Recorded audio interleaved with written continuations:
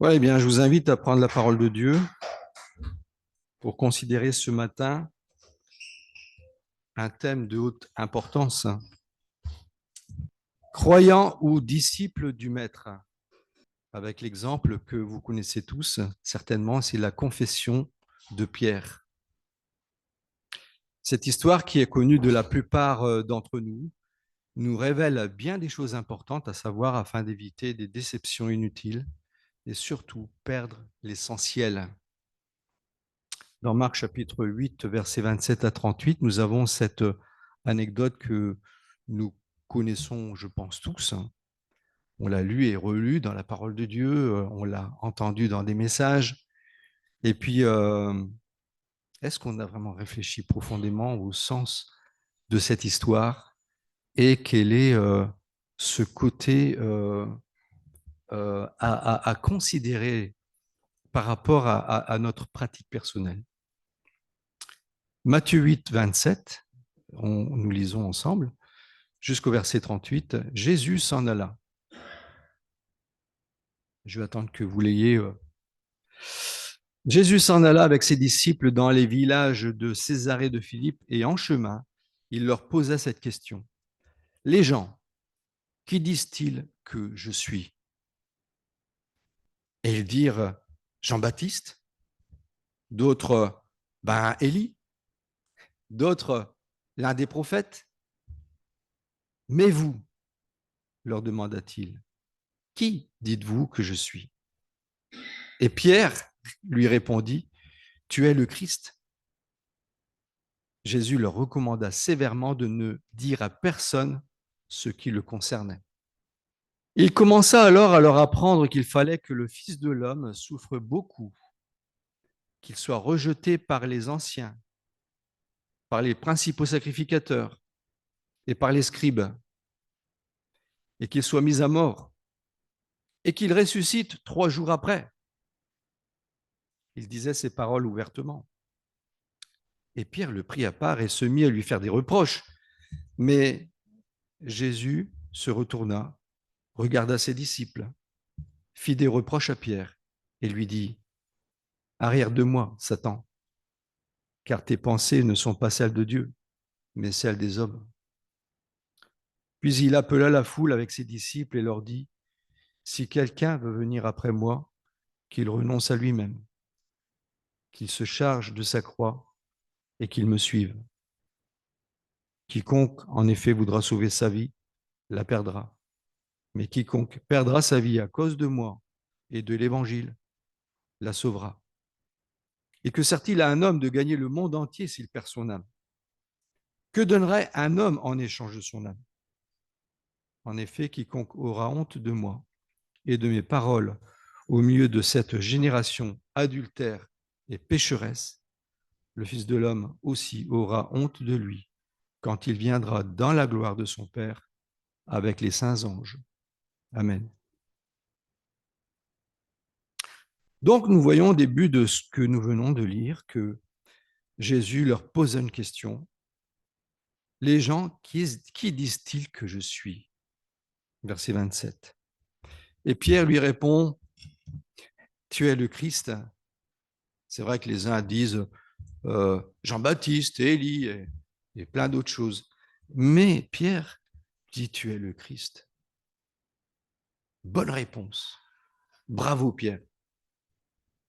Donc, comme de très nombreux chrétiens d'aujourd'hui, il a compris que Jésus est le Fils de Dieu, venu réaliser le plan de salut de Dieu, qui nous a tant aimés, qu'il a donné son Fils unique. Pourtant, il semble que cette confession ne soit pas suffisante à l'expérience chrétienne, puisque quelques instants plus tard, quand Jésus expose ce qui l'attend, sa prochaine condamnation à mort et sa résurrection, qu'est-ce que Pierre lui dit? Ah non, Seigneur. Il le prend à part, il le reprend, il le dispute Jésus. Vous vous rendez compte? Mais qu'est-ce que tu dis? On va à Jérusalem et tu vas mourir, tu vas nous laisser. Et on risque la mort aussi alors.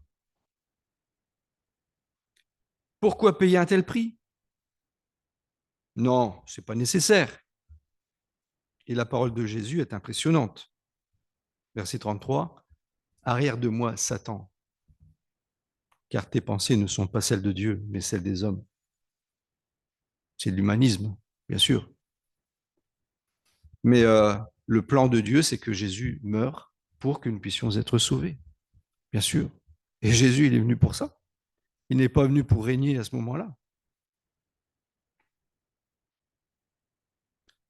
Jésus prend la foule à témoin et met les choses au point. Il va profiter, Jésus, de cette situation pour parler à tout le monde et leur dire, écoutez bien.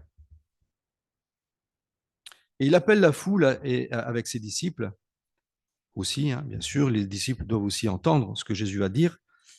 Et il leur dit, si quelqu'un veut venir après moi, qu'il renonce à lui-même, qu'il se charge de sa croix et qu'il me suive.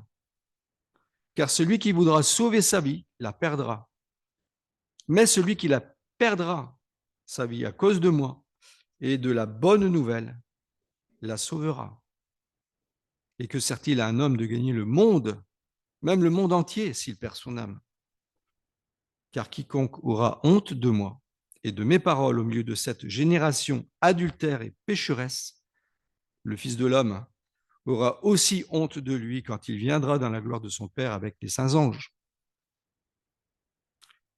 La réaction de Pierre, c'est l'occasion pour Jésus de montrer qu'il n'est pas suffisant de reconnaître en lui le Sauveur.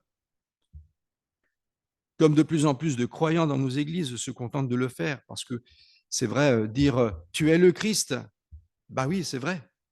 Tu es le Messie, bah oui, c'est vrai.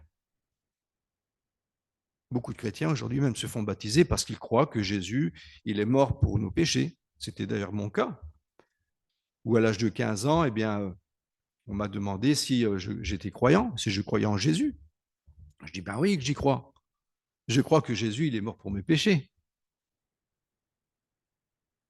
J'étais un peu comme Pierre, en fait, tout simplement.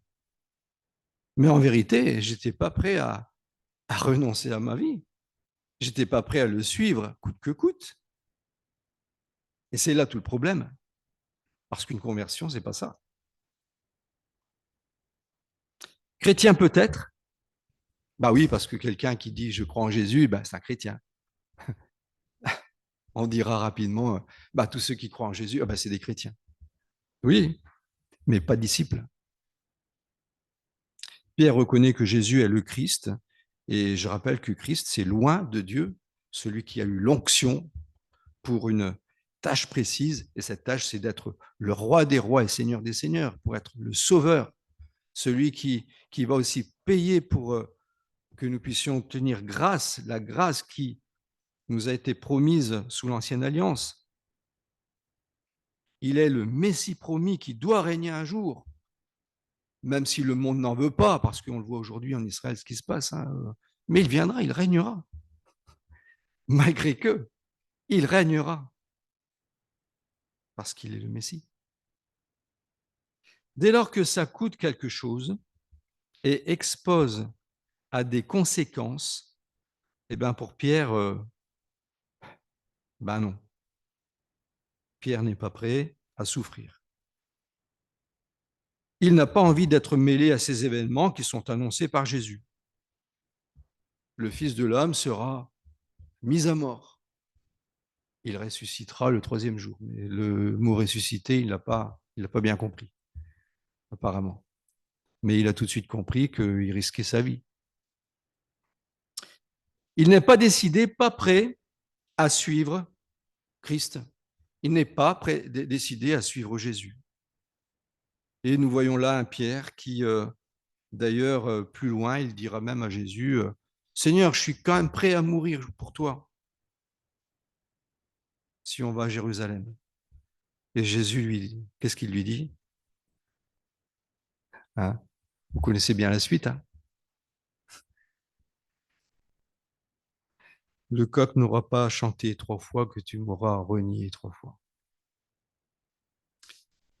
Eh bien, oui, il n'est pas disposé, par amour pour son maître, à subir certains désagréments, remonter un courant qui est contraire au projet initial. Quand Jésus lui a dit suis-moi, il s'attendait à bien autre chose.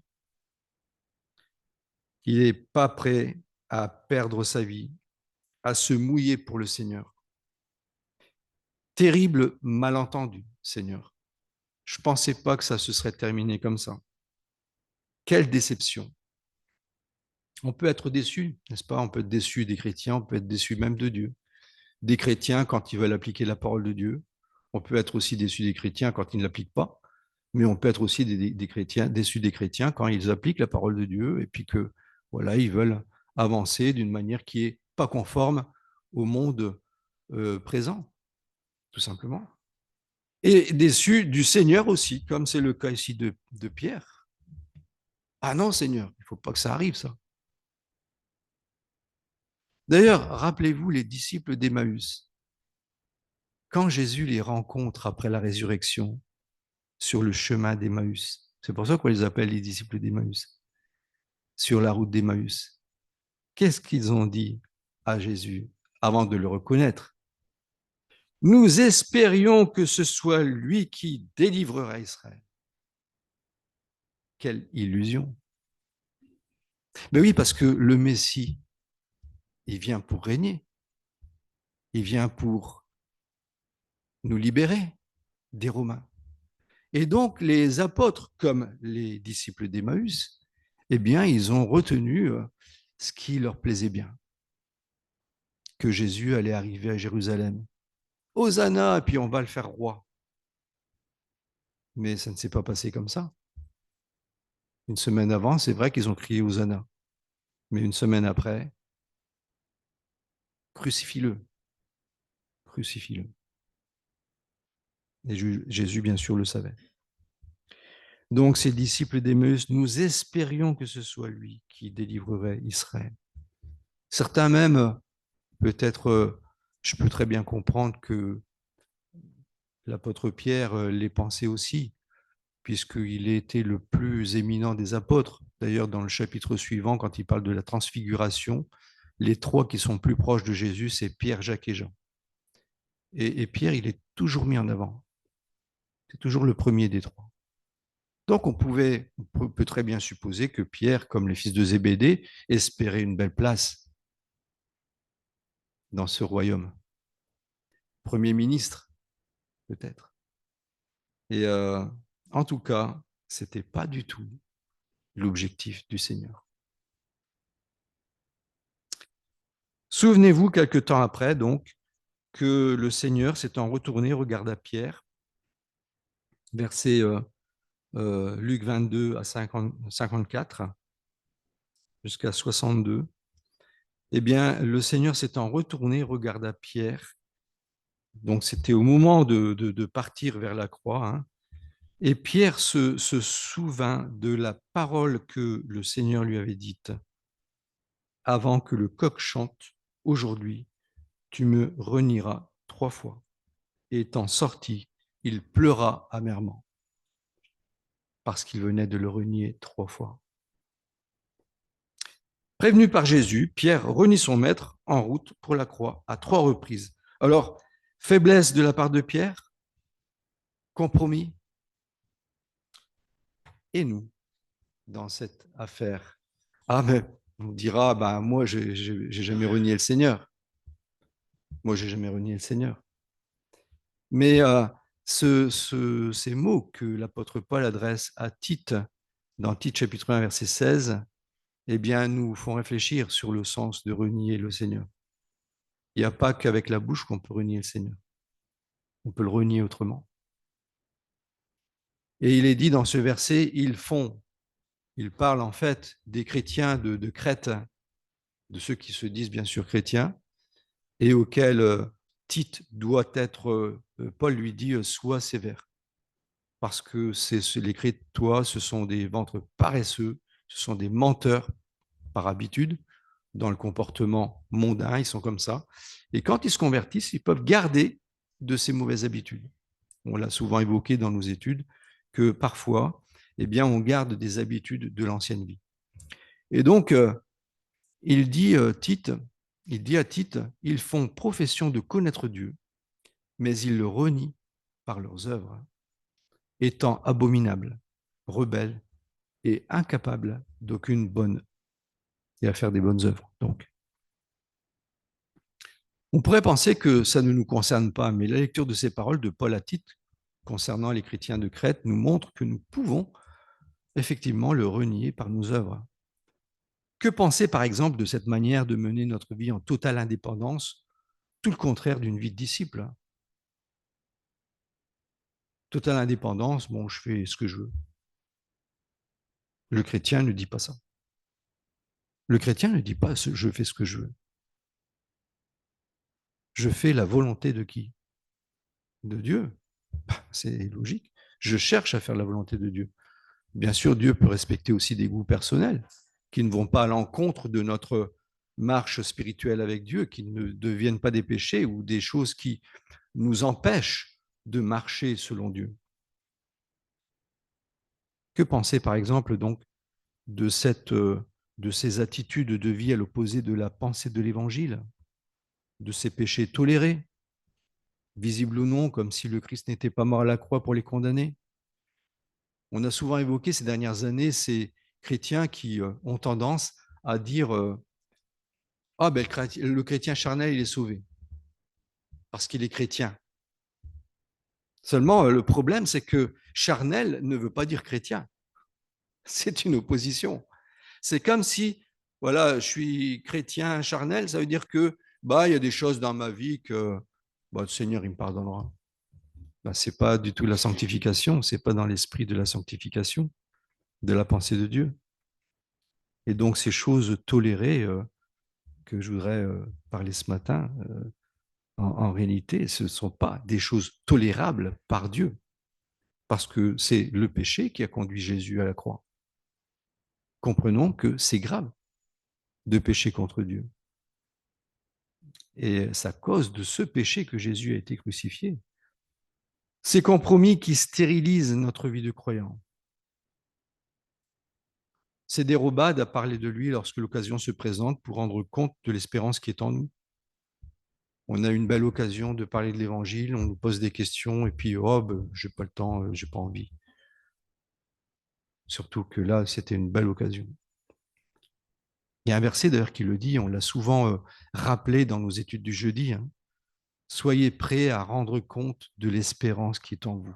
Hein, toujours être prêt à dire ce que le Seigneur représente pour nous. Et pourquoi est-ce qu'on a autant d'assurance? Les gens se posent des questions. On doit être prêt à pouvoir le dire. Ça doit être presque du tac au tac. Tandis que ceux qui nous ont préféré, à qui nous avons préféré ne rien dire, n'oublions pas qu'ils courent vers la perdition. Autant de reniements qui, dans notre vie de disciples, nous disqualifient. Tout dans notre vie intéresse le Seigneur. Nos fréquentations, le temps que nous employons pour parler à notre conjoint, nos loisirs, parce qu'il ne veut pas que ces loisirs deviennent, j'aime bien le rappeler ce sujet, parce qu'on peut avoir un hobby, hein, mais quand ce hobby devient une passion, c'est un péché, parce qu'elle prend la place du Seigneur. Un enfant de Dieu, c'est quelqu'un qui est passionné de qui? De Christ, bien sûr. Ça n'empêche pas que Dieu peut nous donner des bénédictions, qu'on peut profiter de quelque chose que Dieu nous donne. Mais attention, que ça ne devienne pas une idole, que ça ne devienne pas une passion, que ça reste un loisir. Dieu ne nous interdit pas de goûter un bon gâteau. Dieu ne nous interdit pas de partir en vacances. Certains diraient, ah, mais nous, non, on veut faire les spirituels. Quelquefois, on dit, ah, moi, je ne fais pas ça, moi, je ne fais pas ça, moi, je ne fais pas ça. Mais attention, ça peut être une vaine gloire qu'on cherche à s'attribuer. Et attention, les pharisiens faisaient la même chose. Ils donnaient même 3 fois la dîme, hein, les pharisiens. Mais ils le faisaient, taratata, vous voyez ce que je fais là? Pour montrer à tout le monde qu'ils le faisaient. Mais ce n'est pas pour le Seigneur qu'ils le faisaient. Quand on fait un sacrifice, on le fait pour Dieu, on ne le fait pas pour être vu, pour montrer qu'on le fait, pour tirer une vaine gloire, comme dit la Bible. Le Seigneur s'intéresse aussi de notre honnêteté au travail, au programme télé que nous regardons. C'est quoi que tu aimes regarder à la télévision? Est-ce que ça plaît au Seigneur que tu regardes ça ou que je regarde ça? En passant par les valeurs que nous transmettons à nos enfants, ou nous choisissons de sauver notre vie, de préserver notre conception personnelle de l'existence, ou nous décidons de la perdre, c'est-à-dire de nous aligner sans réserve ni compromis sur Christ. Beaucoup de chrétiens modernes pensent pouvoir suivre Jésus un peu comme Pierre à ce moment-là, c'est-à-dire sans souffrance, sans renoncement, sans prix à payer, sans se conformer leur vie en tout point à l'enseignement de Jésus. Ils veulent en fait, comme l'a dit Jésus dans ce passage, sauver leur vie. Ils veulent sauver leur vie. Moi d'abord, ma carrière, mes projets d'abord, et le Seigneur si j'ai le temps. Ils veulent sauver leur vie. Et Jésus dit, celui qui voudra sauver sa vie, la perdra. Et il la perd en vérité. Pour Pierre, vous et moi, un espoir subsiste. D'ailleurs, on verra plus loin dans la Bible que la repentance de Pierre a été réelle, a été vraiment réelle. Pierre pleura, on l'a lu, amèrement. Pierre s'est repenti. Et la suite de ses relations avec Jésus et sa vie en témoigne. On le voit aussi dans les épîtres, comment Pierre a servi le Seigneur. Et d'après ce que nous savons des paroles de Christ et ce que nous rapporte aussi la tradition chrétienne, eh bien, c'est que Pierre aurait été est mort en martyr. Dans Marc 16, verset 7, il est dit que l'ange dit aux femmes devant le tombeau vide,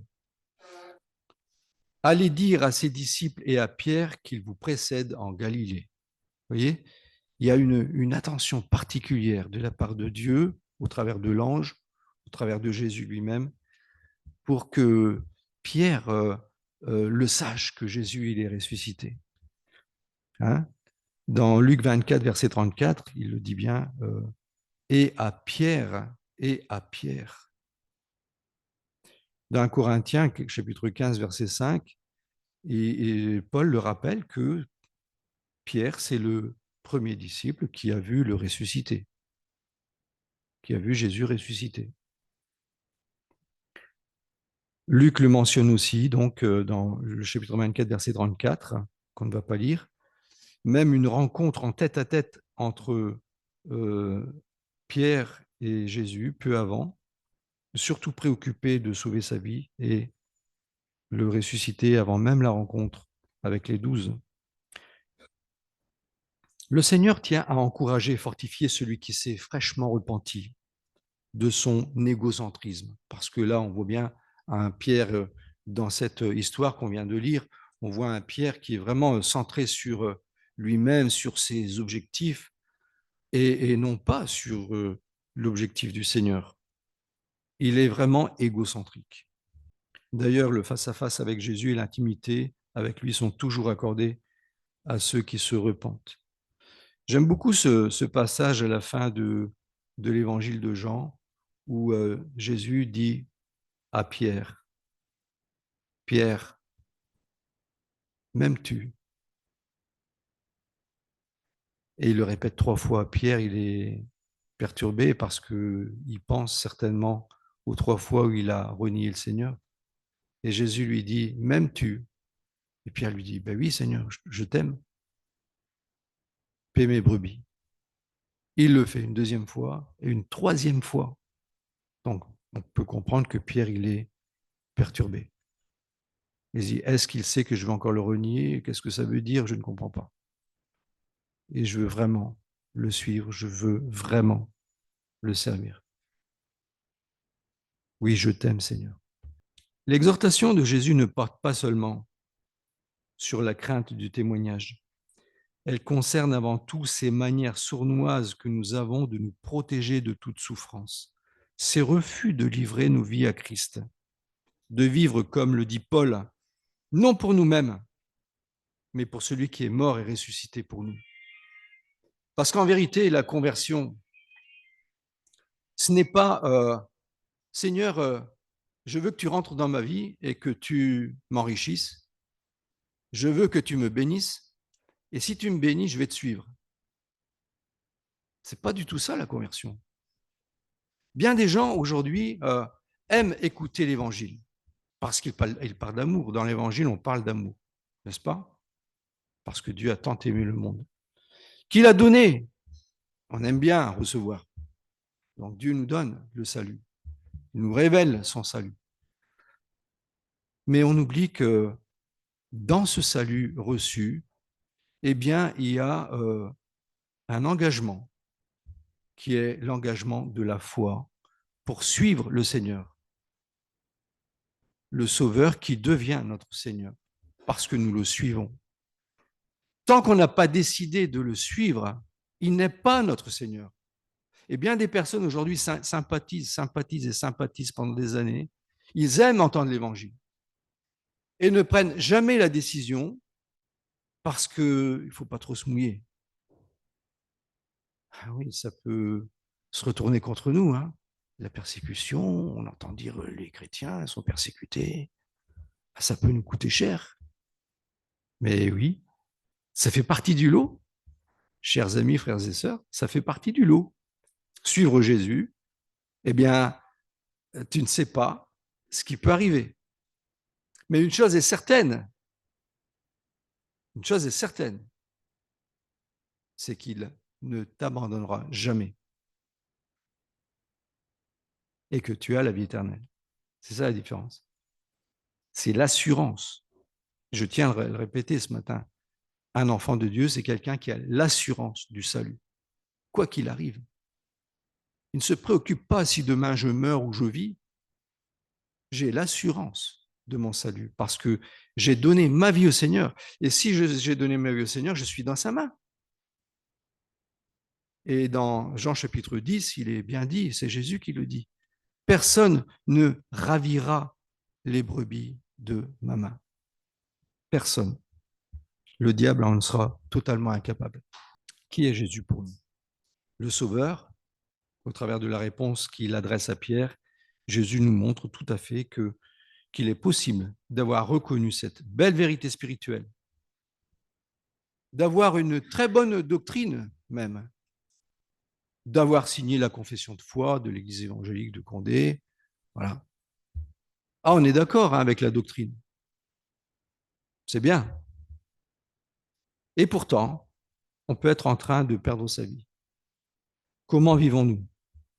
La question qu'on devrait sans cesse se poser. Je pense que personne, même un responsable d'église, ne doit jamais, au grand jamais, arriver à se dire ah, mais moi, la Bible, je la connais bien, j'ai de la maturité, j'ai de la bouteille, comme on dit dans le Nord. Vous savez, on peut vite tomber dans l'orgueil. Gardons-nous de croire que on peut être autosuffisant. On n'est pas autosuffisant. J'ai besoin du Seigneur, nous avons besoin du Seigneur. Quelquefois, qui nous tire l'oreille, hein, qui remettent les pendules à l'heure. Et je peux vous dire que Dieu sait le faire. Hein. Dieu sait le faire. Et on ne se moque pas de Dieu. On ne se moque pas de Dieu. Ne croyons pas que, voilà, j'ai donné ma vie au Seigneur, maintenant, le Seigneur, moi je suis sa brebis, donc il va me suivre. Mais le Seigneur ne suit pas les brebis. C'est les brebis qui suivent le Seigneur. On est d'accord. Alors c'est vrai qu'il a une houlette pour nous tirer du fossé, tout ça. Mais n'oublions pas qu'il a aussi le bâton. Alors la houlette sert aussi à la brebis, bien sûr. Et le bâton sert à quoi? À nous protéger des loups. C'est pour ça que le berger n'a pas peur du loup, parce qu'il sait comment s'y prendre. Et il protège. Donc la brebis dit, ta houlette et ton bâton me rassurent. Ben, effectivement, heureusement, parce que je marche auprès du Seigneur. Sa houlette pour me rattraper, même si ça peut me faire mal, mais il me protège aussi du loup, parce qu'il a le bâton de l'autorité. Donc, comment vivons-nous d'après nos valeurs, nos envies, nos normes peut-être? Les normes que nous entendons du matin au soir à la télévision, peut-être? Sommes-nous en train de sauver notre vie en cherchant à ne rien perdre de ce qui fait le charme de ce monde? Nos objectifs, ah, ma carrière, nos fréquentations, ah, c'est un très bon ami. Oui, mais ce qu'il fait, est-ce que ça ne peut pas te perturber? Est-ce qu'il n'essaie pas de t'emmener dans quelques situations mauvaises? Attention à tout ça. Fréquentation, loisirs, comportement, attitude. Alors repentons-nous et abandonnons cette voie. Et j'ai la certitude que le Seigneur nous montre des choses, mais dès lors que nous sommes prêts à les voir. Le Seigneur ne cherche pas à nous imposer une manière de vivre que nous n'avons pas envie de vivre. Le Seigneur veut que par la foi, nous acceptions la façon de voir les choses selon Dieu. C'est ça que Dieu cherche. Que par la foi, nous cherchons le Seigneur de manière à ce qu'il nous montre tout ce qui peut être un empêchement dans notre relation avec lui et dans notre bénédiction pour ne pas perdre notre vie. Choisissons de perdre notre vie à cause de Christ et de la bonne nouvelle, et il nous sauvera. Après tout, n'oublions pas, comme Jésus l'a dit d'ailleurs, que pour entrer dans le royaume des cieux, il ne suffit pas de dire Seigneur, Seigneur, mais il faut accomplir la volonté de mon Père céleste. Que le Seigneur soit loué et glorifié encore au travers de sa parole, que nous puissions vraiment être assoiffés par ce désir de lui plaire, de rechercher la volonté du Père pour qu'il soit honoré et glorifié en toutes choses et que l'Esprit de Dieu dans nos vies puisse porter le fruit à la gloire du Seigneur. Amen.